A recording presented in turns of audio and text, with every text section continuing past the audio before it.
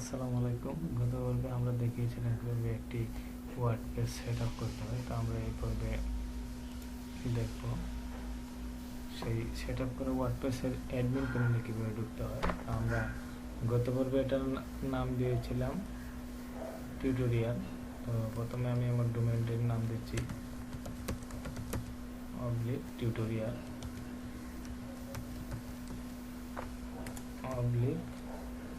WP admin -admin। যে কোনো ওয়ার্ডপ্রেসের আমি একটু জুম করে দেখাচ্ছি। যে কোনো ওয়ার্ডপ্রেসের অ্যাডমিন প্যানেলে ঢোকার জন্য এটি ব্যবহার করতে হয়, এই WP admin। WP admin-এ যাচ্ছে, এরকম একটি উইন্ডো আসছে। এটা অনেক ক্ষেত্রে আসে, অনেক ক্ষেত্রে আসে না। তো এটা হচ্ছে অ্যাডমিন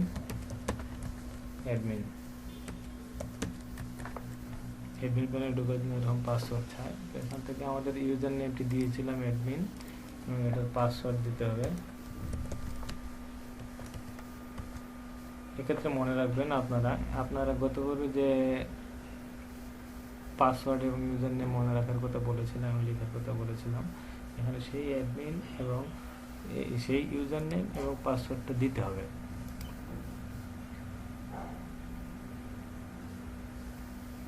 দেওয়ার পরে আমরা ড্যাশবোর্ডে ঢুকলাম। সাধারণত ওয়ার্ডপ্রেসের ড্যাশবোর্ডটি দেখতে, সবকটি ওয়ার্ডপ্রেসের ড্যাশবোর্ডটি দেখতে প্রায় একই রকমই। এখান থেকে বিভিন্ন অপশন রয়েছে। প্রথমে আমরা আমাদের সাইটটি মাই ব্লগ নামে দিয়েছিলাম, সেই my blog visit my site রয়েছে। এটাতে ক্লিক করে আমরা রাইট বাটনে ক্লিক করে বর্তমান অবস্থা দেখতে পারি। যেমন এটা ক্লিক করছি, লোডিং হচ্ছে, একটু সময় নিচ্ছে। আমাদের সাইটটির বর্তমান অবস্থা এরকম। ডিফল্টভাবে আমাদের সাইটটি দেখতে এরকম। তো যেহেতু আমাদের সাইটে এখন কোনো কিছু দেওয়া নেই, সেখন এই জন্য এরকম দেখাচ্ছে। আমি বিস্তারিত পরবর্তীতে কি দিতে হয় না দিতে হয় আলোচনা করব। এটা আমি ডিলিট করে দিচ্ছি। আমাদের ওয়ার্ডপ্রেস ড্যাশবোর্ডে ক্লিক করার পর এই অবস্থায় দেখতে পাচ্ছি। এখানে প্রথমে হচ্ছে ড্যাশবোর্ড, তারপরে হচ্ছে হোম, তারপরে হচ্ছে আপডেটস, তারপরে post, media, page, comment, appearance, plugging, user, tools, setting ইত্যাদি বিস্তারিত আপনারা ভালোভাবে দেখে নেবেন। আমি এখানে আপডেটে ক্লিক করছি। এখানে একটা লাল চিহ্ন দেখাচ্ছে, কি জন্য আমরা এটা দেখে নেই।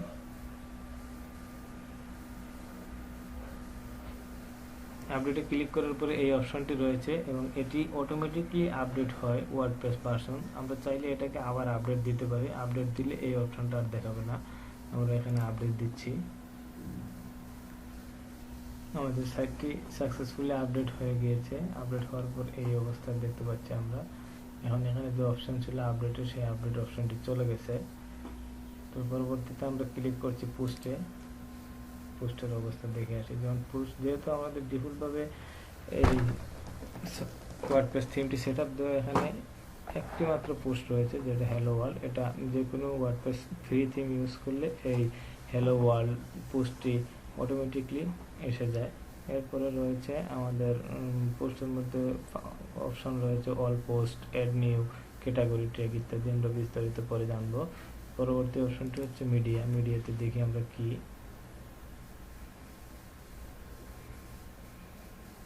মিডিয়ার মধ্যেও কোনো কিছু নাই, নো মিডিয়া আইটেম ফান্ড। যেহেতু মিডিয়াতে আমরা কোনো ফাইল দেইনি, এই জন্য এখানে নো মিডিয়া দেখাচ্ছে। মিডিয়ার মধ্যে রয়েছে লাইব্রেরি, অ্যাড নিউ, আমরা বাড়াইতে পারি। এবং পরবর্তী অপশন হচ্ছে পেজ।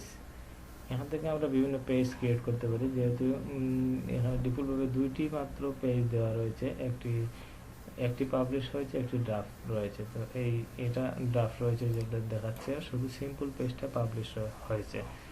পাবলিশ, এটা লাস্ট মডিফাইড ডেট বা 22 ঘন্টা আগে। পরবর্তী অপশন রয়েছে কমেন্ট। এখানে লোকজন যদি আপনার ওয়েবসাইটে কমেন্ট করে থাকে সেটা দেখাবে। তো ডিফল্টভাবে একটি কমেন্ট রয়েছে, এই ওয়ার্ডপ্রেস কমেন্টটা, এটা যে কোনো ফ্রি থিমে দেওয়া থাকে। তারপরে হচ্ছে অ্যাপিয়ারেন্স। এই অ্যাপিয়ারেন্স থেকে আমরা থিমে যাচ্ছি। ডিফল্টভাবে এই তিনটি থিম এখানে সেট আপ করা রয়েছে। এর মধ্যে এটি অ্যাক্টিভ, বাকিগুলো ইনঅ্যাক্টিভ করা রয়েছে। আমরা চাইলে এই যে অপশন রয়েছে অ্যাড নিউ, এখান থেকে আরও অনেক ধরনের করতে পারবেন। এবং এগুলো সবগুলোই ফ্রি থিম ব্যবহার করতে পারবেন। এগুলো সবগুলো ফ্রি থিম, আপনি চাইলে এখানে ব্যবহার করতে পারেন। পপুলার থিম, এগুলো কোনো পেমেন্ট করতে হয় না। পপুলার থিম রয়েছে, আপনার যে ডিজাইনটি চয়েস হবে আপনি সেই ডিজাইনটি ক্লিক করে সেট আপ করে নেবেন, ক্লিক করবেন, ইনস্টল করবেন, সেট আপ হয়ে যাবে। Customize option, feature option, menu, এগুলো পরবর্তীতে বিস্তারিত দেখাবো। এখন যাচ্ছে প্লাগইন। প্লাগইন কি, প্লাগইন দিয়ে কীভাবে কাজ করতে হয়। প্লাগইন সাধারণত একটি ওয়েবসাইটে বিভিন্ন ধরনের প্লাগইন থাকে এবং এই প্লাগইনগুলো প্রথম অবস্থায় ইন করেছি, এই জন্য এই অবস্থায় দেখাচ্ছে। এগুলো অনেকগুলোই, আর এই ক্লাসিকটা আমরা প্রথমেই অ্যাক্টিভ করেছিলাম। এখান থেকে আপনি বিভিন্ন ধরনের প্লাগইন ফ্রিতে পাবেন, যেমন অ্যাড নিউ থেকে ওয়ার্ডপ্রেস অর্গানাইজেশনের অনেকগুলো প্লাগইন রয়েছে, আপনারা চাইলে সেগুলো ব্যবহার করতে পারেন। এখানে অনেক ধরনের প্লাগইন রয়েছে, প্রায় হাজার হাজার প্লাগইন, আপনি চাইলে যে কোনো প্লাগইন ফ্রিতে ব্যবহার করতে পারেন। Popular plugin, recommended plugin, available plugin, এখান থেকে প্রতিটি আপনি চাইলে ইউজ করতে পারেন। ইউজ করে এর কাজ কি, এটার কাজ কি, এটার কাজ কি, এটার কাজ কি, এগুলো জানতে পারেন বিস্তারিত। তো পরবর্তী অপশন রয়েছে ইউজার, আপনার ওয়েবসাইটটি কয়জন ইউজার ব্যবহার করছে। তো যেহেতু এখানে আমি ডিফল্টভাবে একজন অ্যাডমিন হিসেবে ইউজ করেছি, অ্যাডমিনিস্ট্রেটিভ একজন দেখাচ্ছে। ইউজারের পরের অপশন হচ্ছে টুলস, এখান থেকে আপনি available tools, import, site help, export, personal data, eraser personal data, তারপরে হচ্ছে সেটিং।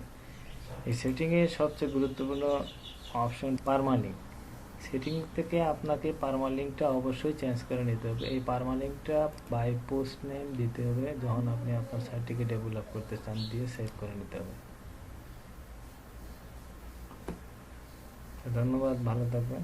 আজকের টিউটোরিয়াল এই পর্যন্ত, পরবর্তী পর্ব দেখার আমন্ত্রণ জানিয়ে এখানে বিদায় নিচ্ছি।